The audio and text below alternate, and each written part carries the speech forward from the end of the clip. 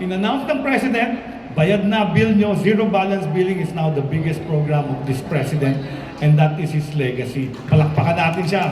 Dahil dyan, marami nang nakinabang. Huwag kayong malito, no? Yung zero balance, iba dun sa no balance. Yung no balance, yung dating programa ko nung undersecretary ako, yun, kailangan indigent ka. Kailangan nasa National Household Targeting System ka ng DSWD para wala kang bayaran sa ospital. The rest may bill. Today, ang utos pa ng Pangulo, yung bill ang pumupunta sa bedside sa pasyente. 1.3 million as of December ang na-discharge sa 83 hospitals. We spent about 74.5 billion pesos.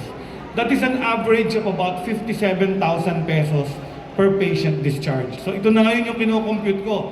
After having 6 months of zero balance, meron na tayo ngayong pagkakataon na tumulong sa LGU hospitals.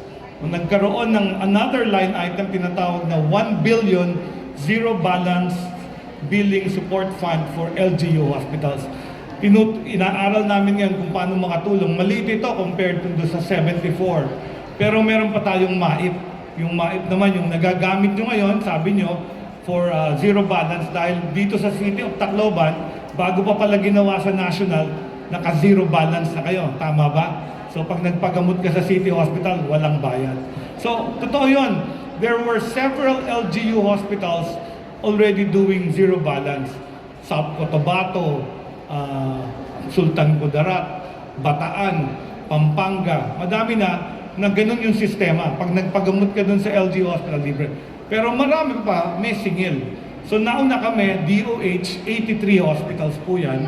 Lahat dyan, zero balance. Yung pinakamalaking bill na nakita kong siniro namin, 2.7 million.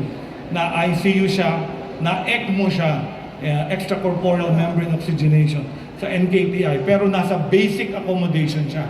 So basta nasa EVMC ka at nasa basic accommodation ka, zero ang bill mo pag uwi. However, pag nag-private ka, namili ka ng doktor mo, may bayad yung room, may bayad yung professional fee. So, excluded ka na. Pero may PhilHealth benefit ka pa rin na tinataasan na rin namin. So, we are increasing. Yung 57,000, about 30% of that is from PhilHealth. Another 30% for that is MAIP. And the remaining 40% is your MOE and personal services capital. So nagagawa natin to, and I think it is going to be sustainable at i-expand pa ng ating presidente with the signing of the bill.